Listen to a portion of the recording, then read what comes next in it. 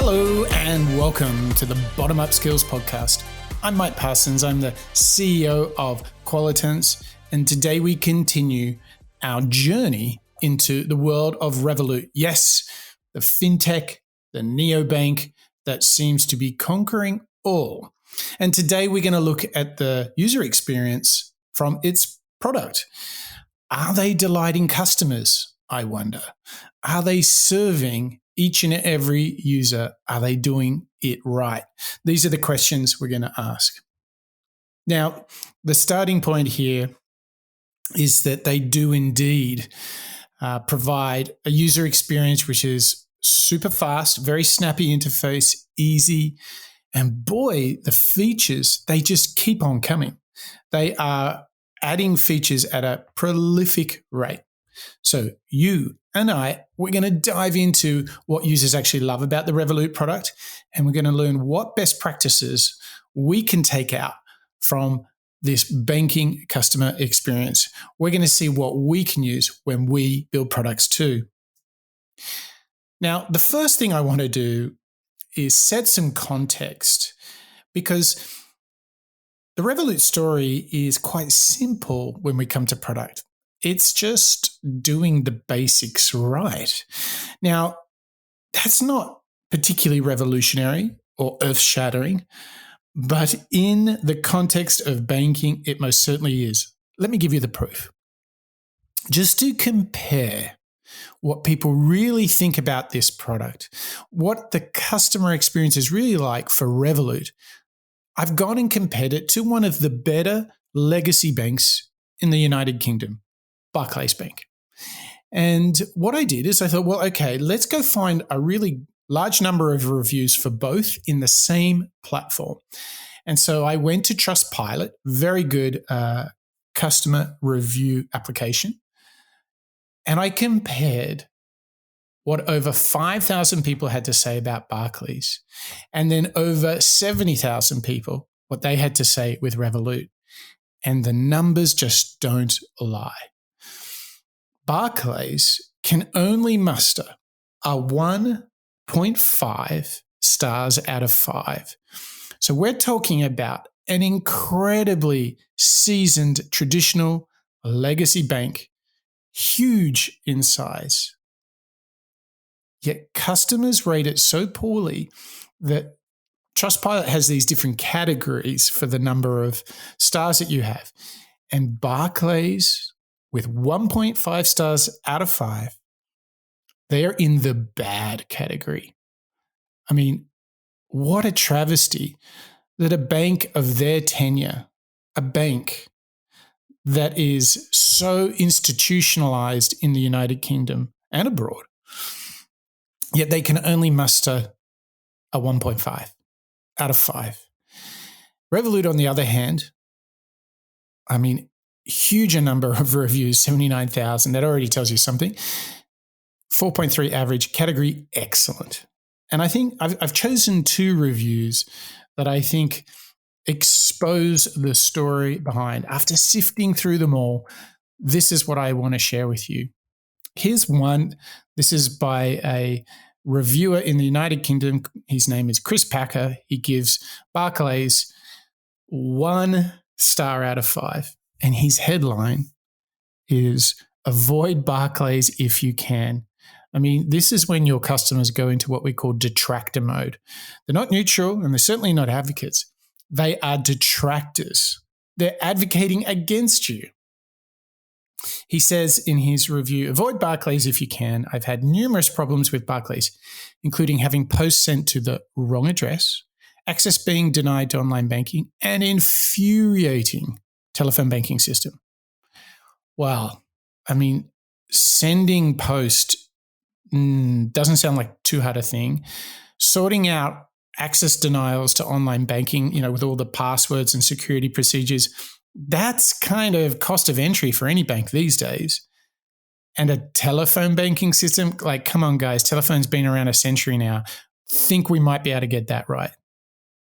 But on the other hand, here's a review that I got from this person's called GFan 2015. And he says in his review of Revolut, Of course, Revolut is a great product as long as you don't hit a snag. Okay, so this is interesting. The moment you face an issue, there's no way to resolve it quickly. And he goes on to explain some of that. So it's interesting, isn't it?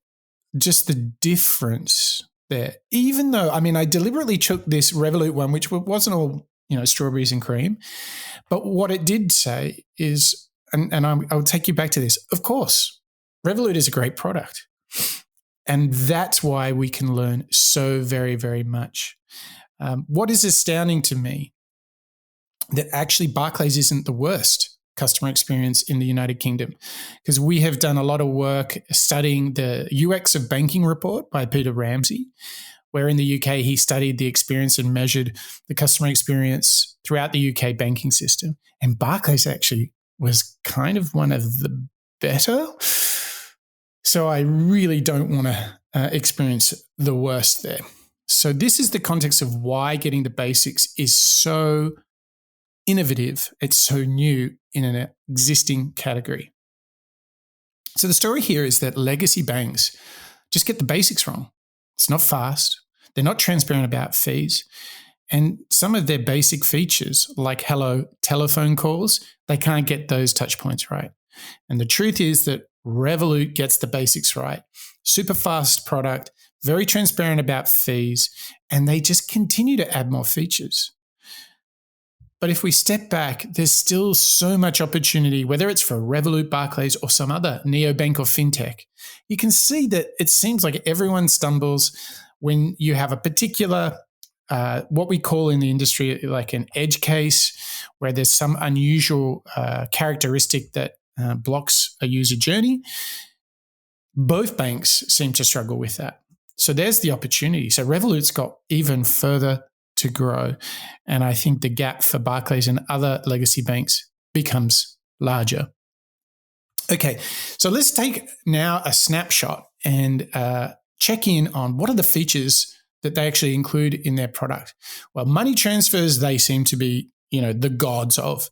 And what's really important on the back of a transfer or a payment is that you get instant real-time notifications and analytics. It's really important that if you study the customer experience, people hate the fact that they have to sometimes reload, close their account and reopen it to get the new balance. Okay, so that's really essential. Again, Revolut does it well. Many others do not. And of course, they've done a great job on bill splitting. They've opened up into cryptocurrencies, and they're doing this now across many markets such as Japan, India, and the US. They're really charging for some global expansion there. And talking about being overseas, handling currencies and transfers in different currencies seems to be one of their great strengths. It really is exceptional when compared to the rest of the market. And of course, there's lots of other features that help you manage your money. I want to focus on one feature in their product that I think tells a little bit the story of Revolut and why their customer experience is so good. So way back in April 2018, they launched Vaults. Vaults are a special little area that you have.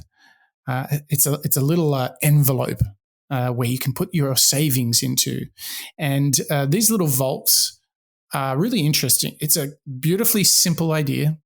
It's like a little savings area. Now, here's the interesting thing. These saving features are personal or for groups. So you can chip in with your friends. And check this out. Since they launched it, there have been over 4.5 million vaults created by users. There is 6,000 new vaults created each day. And into those vaults, the Revolut global user base has saved over $2.5 billion. How good is this? This is a great example of not just being someone that holds on to your money. What Revolut is showing us with vaults is by understanding the user and their end goals, a trip to Japan, to Mexico, maybe saving for a wedding, or just paying the bills, they will help you get it done. And this is where they can build so much trust. And imagine if they get a charter and license to be a full-fledged bank across these markets. It would be incredibly powerful because their user experience is far better than the industry.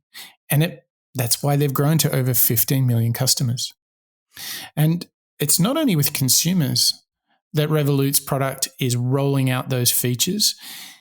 They're getting into the business side of things. So just in less than the last 6 months, they have launched a bunch of new features. They're allowing businesses to run on Revolut, of course. They've now got QR codes for socially distanced payments. They've got a new expenses product. They've got, and this is really interesting, two other things I want to talk about. The ultimate freelancer plan. So usually going for this kind of mass growth freemium model, this is one of the most successful models for fintechs and neobanks. Usually these approaches are complemented by a different way of thinking where you kind of go after just a local market or perhaps a segment of customers.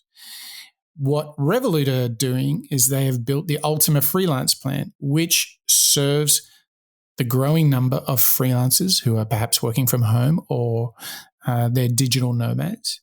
So they are not only going for the mass freemium model, but they're also starting to cater to particular segments, such as business, such as freelancers. They have even built a plugin for the very popular WordPress tool called WooCommerce. WooCommerce helps you create an e-shop, do e-business to retail on your WordPress website. And the reason this matters is WordPress makes up well over a quarter of all websites on the internet are built with WordPress. And so Revolut have created this gateway that enables you to use Revolut as your payments engine. Really interesting stuff. So no doubt they're innovating. I will say the one word of caution here is that they are becoming bigger and bigger, and they're doing more things than just focusing on international money transfer. This could be their opportunity, but it could also be their greatest challenge.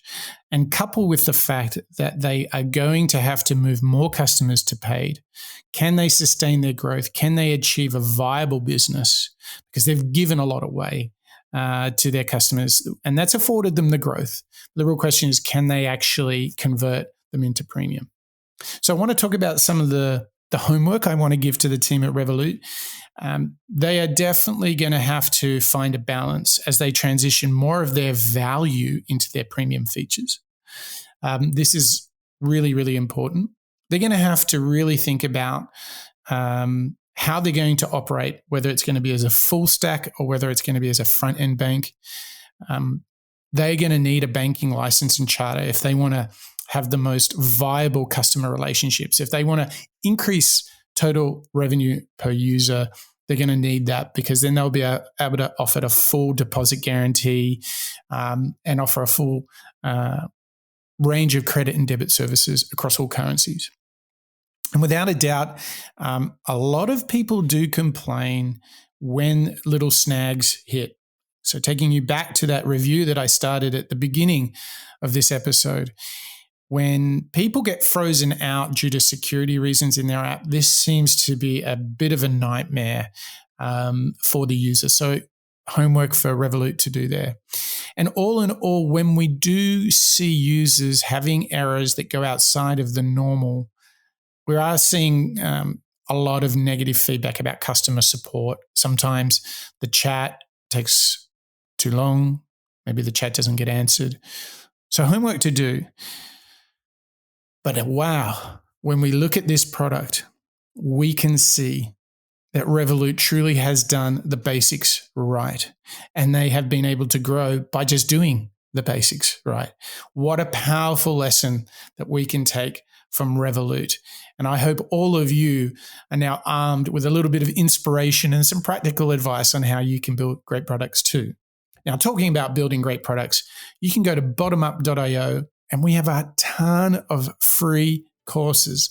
We have design thinking, agile, lean, case studies on Revolut, lots of fintech presentations, get on over to bottomup.io. It's all free, it's all open source, so you can learn to make better products. All right, that's it for the Bottom Up Skills podcast. That's a wrap.